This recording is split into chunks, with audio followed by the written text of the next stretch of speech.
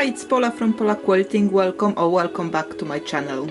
I hope you all get to see tutorials at the Scrappy Summit mid-August, because I am still buzzing after that, and it was really great mix of creators with different ideas, different approaches. So even if you think you're okay with what you're doing, there was always something new to pick up on, and I have picked up some new tips and tricks to kind of add to my craft repertoire. It was really great gathering, and I hope you've been there, and you haven't, please do not miss one the next year summit, and I will tell you in advance when it's gonna to happen. So I'm cooking today with some scraps, and I will tell you what I'm cooking in a minute. Just few announcements. So very often I'm being asked about the top I'm wearing at my kind of break video when I'm telling you where you can find me. So now I have created a course where you can make your own, either short top or tunic, to be fair, anything you like, whatever length you feel like you can make with that course. The course is now published on my website, and there is an intro offer, so please head to the website to check on more details. Regarding the Scrap Summit, I had been presenting 2 classes, and I also will make them available to those who are on my newsletter list in some point in the future, very close future. So if you are not on my newsletter list yet, please do so. Please head to my website, subscribe, and then you will have those videos available when I'm ready to release them. So today I'm creating a scrappy block. This block comes with the full pattern, so again, if it's something you would like to keep for your records and try it out later, you can purchase the pattern. It's a full pattern with full instructions, and it's available at my shop.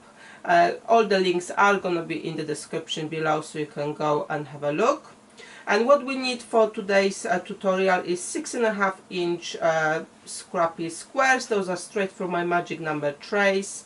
Again, if you do not know what the magic numbers means and kind of how we use them in the scrappy designs, the full tutorial is available to those who are subscribed to my newsletter. As soon as you subscribe, you receive a link, but you will also have them always in your newsletter emails at the bottom, so more explanation there. So 6.5 inch scrappy squares straight from my tray. Again, from my other tray, 2.5 inch squares of solids in different colors. Also from another bucket of mine, some strings, and those are solid strings, and they should be at least 1 inch ish. So it doesn't have to be a proper 1 inch, they can be a little bit more. They could be a little bit less as well, but then if during the process, if you choose to go with this narrower string, you need to have a second one putting 2 in each block, which will be wider to kind of balance out the dimension. And this is the wider one, and those ones are 1 inch, so at least 1 inch. They can be wonky, so they don't have to be exact 1 inch along the line. There could be some scrappy there as well. So first step to prepare this block is to stack all of our 6.5 inch blocks one on another, and you may like to kind of alternate the colors. So as you can see, I've got 1 pink, 1 green, 1 brown, and then I'll put grey on top. If you're using maybe 1 color family, that will work as well. So what you want to do now is cut off a piece of that square, like a triangle. It doesn't have to be even, it doesn't have to be from the same distance from both sides. It can be a little bit wonky. Wherever you cut it is fine. Just leave yourself at least 1/2 inch from the tip, a minimum, because when we'll be stitching back some pieces later, obviously you want to have enough for seam allowance. But other than that, it can be really any distance from the tip. So I'll just go here about that.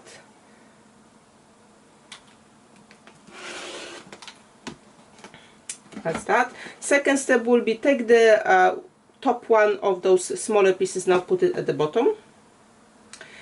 And now we are ready to kind of first pass of the stitching. So what we will be doing, I will take the pair of those 2 pieces, and I will lay down some strips here. So let's say I'll add the red one and maybe green ones. So we'll stitch all of those elements together, but we'll do it kind of one thing at a time. So first thing, I will sew this red strip to my let's say main piece, then I will add my green, and then I'll show you one more step before we add this triangle back into it, because we want to make sure we can square them up back to the 6.5 inches. So here it is. I will start with the first one, and you can chain piece here if you kind of set them up. You have more space around your desk and you can control what goes with what. Otherwise, just stick with one block at a time and that will work as well. As I'm coming to the end here, I will just trim that red color, so just to need to make sure that it passes where I cut, kind of where that tip here is, that it passes it at least with some allowance. That can go to the next block. I will just finger press here. I'm not gonna take it to the iron yet, and I will add my green piece. Again, I'm stitching with 1/4 inch allowance here. So before I can kind of carry on with this one, I will need to take it to the iron. So I will chain piece all the other ones first, and I will show you the next step. So I've stitched all my strips to the larger part of the block, and I kept them in the same order as I kind of cut them and shuffled them, so I know what goes with what. I'll just move the others away. And I did one more thing when I did go to the iron. So I did iron a crease in the middle of that larger part by folding it into half and going with those original sides as far as that could go, and then I just ironed it here to make that crease. And I also did the same thing with the smaller section of this block by aligning original sides and obviously coming from the tip, and I ironed that crease here as well. So you can see here it's not aligned on this side, this is where we cut, so don't worry about that part. You only want to align from the tip the original side of that kind of section. So now that I've got those creases here, to be fair, I only need it on this side, but obviously it's easy to just iron all of that piece. I just want to align that point to make sure that triangle goes back where it came from. So if I do that, you can put a pin in that point just so it doesn't move, and when I take it to the sewing machine, obviously I will kind of align this line here and stitch with the 1/4 inch allowance. And I've done the same thing on all the other parts. Again, there's a crease here coming. I'll just align those creases and pin it. So for the whole block you need 4 of those sections, that's why we started with the 4 squares. And the block will come out 12.5 unfinished, or 12 inches finished. So let me stitch it now, and I will take you to the next step.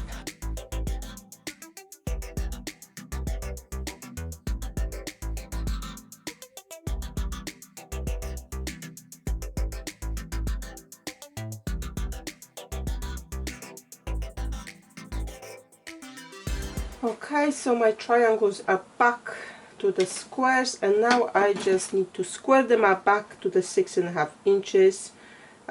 So I'm just aligning it with the larger part of my initial color, and then I'll just trim all of those edges here.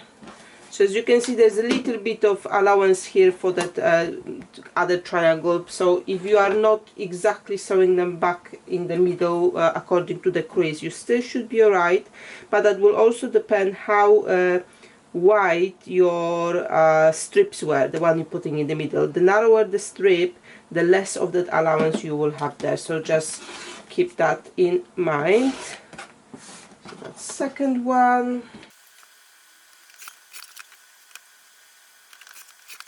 And now that they are all trimmed, they're looking like this, and they've got those 3 layers here on top of our kind of cone shape, so that's why I've called them Triple Sundae. But there's still one more step to add to it.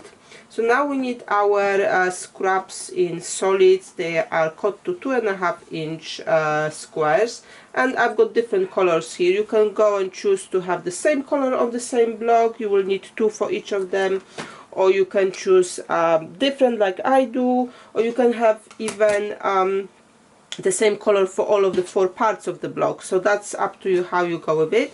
I would just go with just random color per kind of section. So you've got 4 sections now to do, and like I've mentioned, we will need 2 of those squares per section. So I'm just drawing a diagonal line on all of those squares because we'll be snowballing the sections.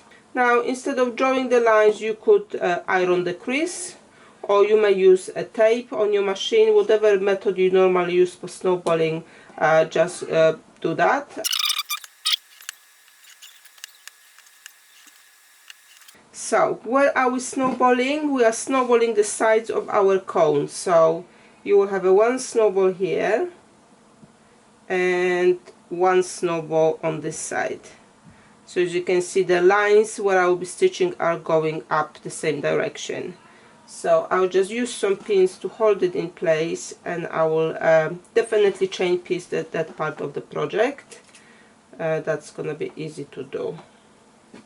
And as I've mentioned, you can have those squares the same color, different color, same color on all of those 4 parts. It really doesn't matter what you choose, it still will look great, but you can obviously do some test blocks and kind of figure out what you like the best.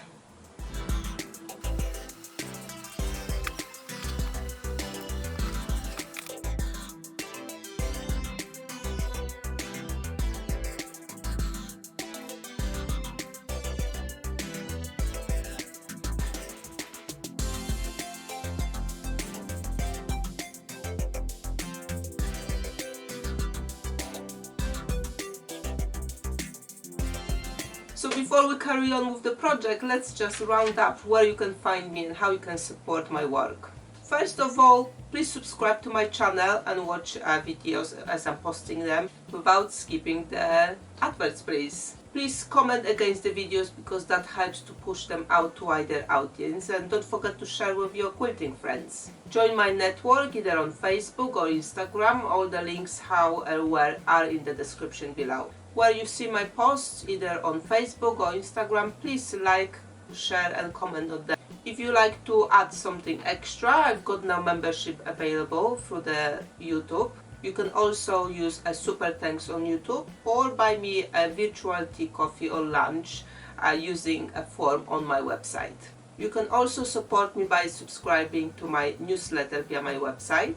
That will help me to notify you when I publish new videos or blog posts, or maybe there are some items available to purchase on my website. However you decide to support this channel, thank you very much for being here, and I hope you enjoy the content.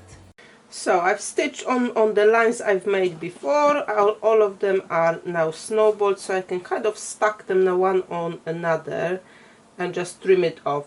You could potentially go back and stitch here on this side about half an inch or a little bit less to create very tiny half square triangles with kind of a little bit of design there. I won't be doing it because I've got this tutorial on the screen now where I can use my triangles, so I'm okay with not doing that. But if you have maybe a project on the go with those small triangles, then obviously, or small half square triangles, then obviously you can do that. So I'm just gonna trim it here 1/4 inch away.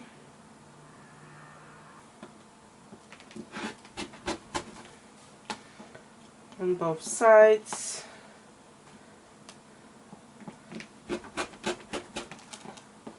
So what is left now is iron all of those flaps out, and our sections are gonna be ready. I've got here ready-made before, so this is how they look, and let's just pop them on the design board to see what options we've got with the layout of those blocks, because we can set them up.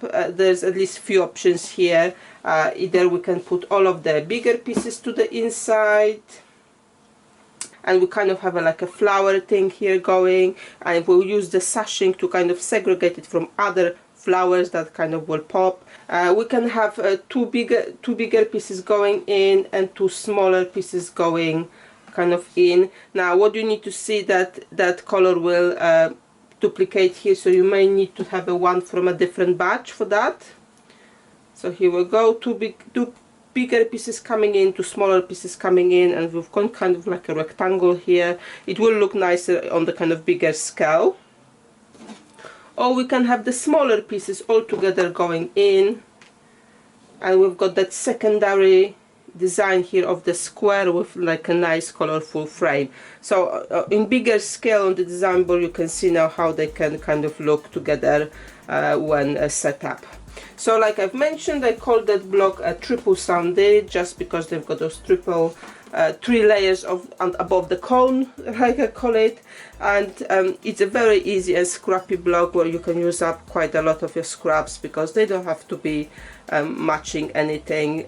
You just want to have fun with the colors and patterns on your fabric.